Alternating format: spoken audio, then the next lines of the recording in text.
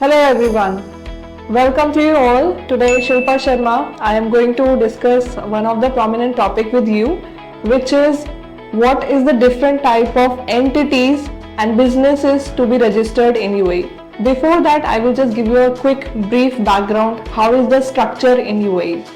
So in UAE, if you're planning to set up your company, so you will dwell with an idea that what is the legal type, what is the structure of the company. So here the majority of the business entities are mainland, free zone and offshore. So you might have heard about this previously as well. Now how the legal structure takes place and what are the criteria for doing it, I will guide you one by one. So let's cover one point, which is mainland. Start with the mainland. So in mainland there are four type of criteria and you can say the type of companies that are there, which is first is sole establishment, second is civil formation, third is limited liability company, single owner, and fourth is limited liability company if there are multiple shareholders. So let's cover one part. Sole establishment. So when you are doing any kind of business which is professional related activities, it can be IT management, project management consultancy, or any business activity which is professional in terms of nature, so that will come into the category of professional license. And if there is only one shareholder, which means that it's a sole establishment. Now there is an extended version of sole establishment, which is civil formation. So civil formation is almost same.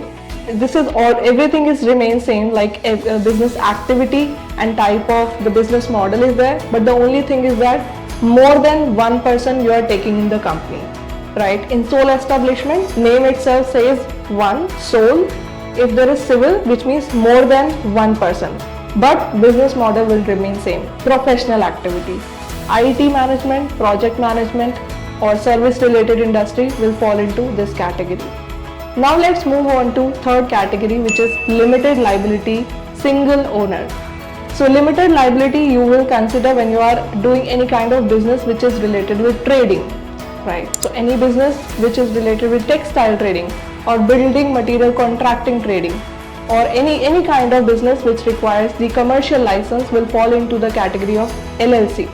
LLC single owner means in limited liability company, your single owner, one person will be there in behalf of the company, one person only will be the shareholder.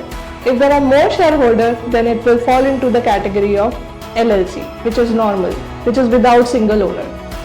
Can be more than one partners, and you can do like any kind of business activity related with trading.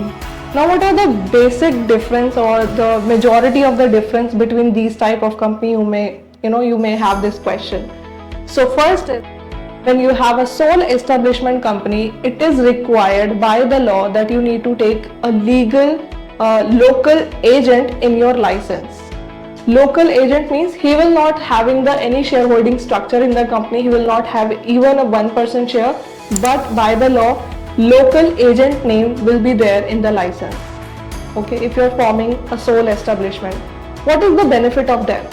You will get the license cost less if you will compare to other formations, which is LLC. So payment voucher, the license cost will be little high. Okay, so first part is sole establishment, local agent is required. The extended version of sole establishment is civil formation. In civil formation also, local agent is required. If there are more shareholder, you are forming the company, it's civil, but local agent is required. Third type, which is LLC. In LLC, local agent is not at all required, but the license fees, if you will compare with sole and civil, the license fees of this LLC will little higher. Not more than high, but the payment voucher it's a legal term, but little there will be a difference of the fees structure. So this is the criteria and parameters in mainland. Let's move on to another criteria, which is free zone company. So in entire UAE, there are more than 54 free zones. There are total 7 emirates. So in all the 7 emirates, there are so many free zones. Now, what are the legal criteria for these free zones and what is the legal suffix that has been added when you are forming a company in free zone? So free zone is a particular jurisdiction authority area which allows you to provide a legal entity by which you can do the license, you can do the business. So it can be any business related with your professional trading, any kind of business you can do. There is only one catch. If you're doing any kind of trading with a free zone license, that you can do with the help of vendors. For an example, if you are getting your goods to be imported from India, China or anywhere in the country, then directly here you can not sell to the your customers because you don't have a right to open any shop. Okay, this is a little deep down tweak in this.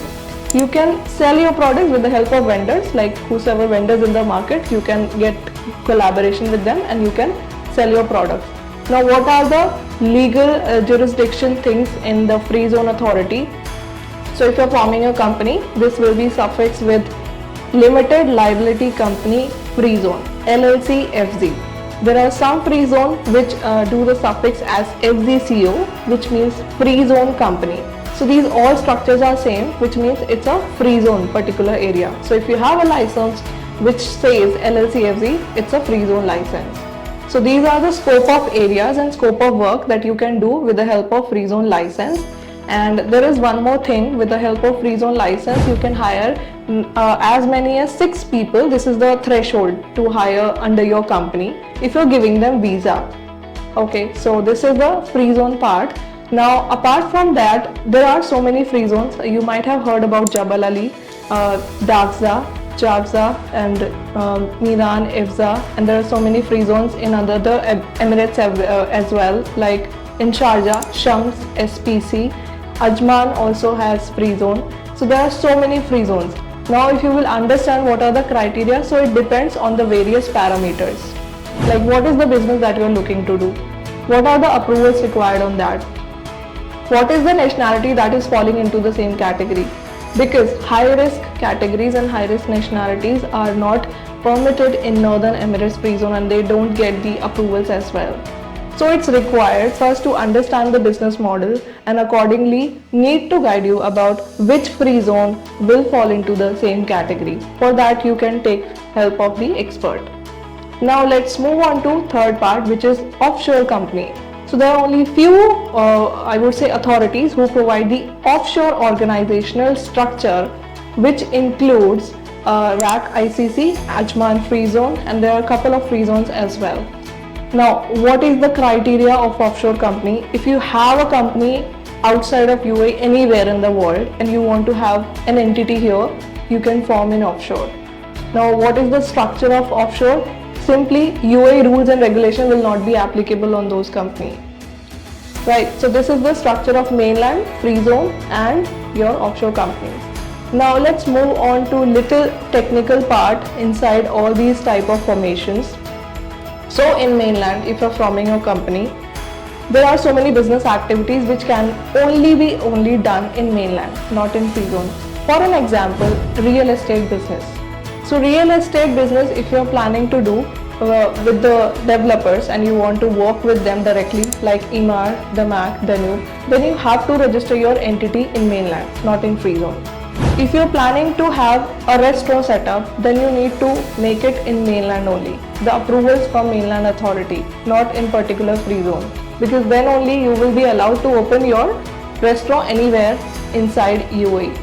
Also, there is one more business which is like grocery shop or any kind of retail shop. If you want to open, then that has to be done in mainland, not in free zone. So I hope you got a little bit idea and the basic comparison that what are the things that you need to do mandatorily in free zone and mandatorily in mainland, only and only in free zone. So free zone you can do the business activities which is related more over your service related, and trading if you are doing, then it has to be like B2B, vendors, with the help of vendors you can do the business. Now let's move on to next part, which is comparison. So what is the comparison between mainland and free zone majority? So mainland companies, you can do the business and 100% ownership is there in mainland as well as in free zone. Majority of the difference comes practically. I'm telling you what are the things that you need to consider. When you're planning to hire more than 6 people in your company, then you should go for mainland incorporation. Because there is a restriction in free zone that maximum 6 people only you can hire. If you're planning to give like residency visa, then you need to go for the mainland incorporation. As well as when you're planning to have this on bigger scale level, you want to have a big office, in that category also you have to form a mainland, not in free zone. Also, like we have talked about, restaurants, gym, cafeteria, retail shop, that has to be done in the mainland category only. However, if your business is like you are going to sit at home, or maybe your business model is like that you can do B2B trading, so that way you can do the free zone setup. If you are not planning to hire more people in your company, that also can be catered into the category of free zone. Now, cost wise also, there is a different cost structure as well in mainland and free zone. So if you will compare, then little bit mainland will think as higher as comparison to free zone. The reason behind it, the different kind of legal structure and the approvals from the government authority side. But it's not that huge, because cost parameter is driven with the idea of how many number of shareholders you have in the company, what kind of business you are going to do, what are the externals approval required on that. So that will come into the cost part. So if you're planning to get a mainland incorporation, that will start from nearly 20 to 25,000 dirham, but it will again depend on the so many parameters, how many partners you have, what is their nationality, and what are the external approval required on the particular license. There is one more update that I wanted to share with you all, that there is not a common license for all the business activities. So if you're planning to do, for an example, gold jewelry trading, and then you want to do foodstuff trading, that cannot be merged. These businesses are completely different apart from each other. So different business type require different business activity and approval from that particular authority as well. So you have to keep in mind when you are starting to plan your business, that what is the business that I am looking to do, because separate license and approval is required from the authority side, right? So there is no common license, there are different licenses for it. Similarly, in free zone as well, there is a thing which has been said, and it's come into the marketing thing as well, that you can add on so many activities on the license. Yes, that's true, but those activities has to be interrelated and correlated with each other. If you are doing any IT company, so similarly, likewise matches activity has to be there on the license, not different one. Like maybe you are doing some IT, maybe you are doing some foodstuff trading or some kind of other trading which is not matching apart. So this cannot be clubbed together on the same license. Because of this, there are so many reasons as well. When you will go further for the bank account opening, these things also takes into the consideration. What is the business model structure of your company? What is the business that you are doing it? So those things has to be taken care at the first point of time when you are initiating your business, just to safeguard of your money, because there are so many things. If you are ending up taking wrong decision, then you are ending up taking the wasting of money as well, and wasting your time as well. Okay, now let's summarize the all points together. So whenever you are trying to form a company in UAE, what are the things you have to measure and consider? That what is the business that you are planning to do? How many partners will be involved? What is the structure of the company? So if you are planning that you need to hire many people in your company, then it will go into the category of mainland. If you are planning that your business model is more over type of a professional based activity or a B2B kind of activity, and you are not going to sit in UAE, your business you can do completely outside, sitting anywhere in world, then you can go for the free zone.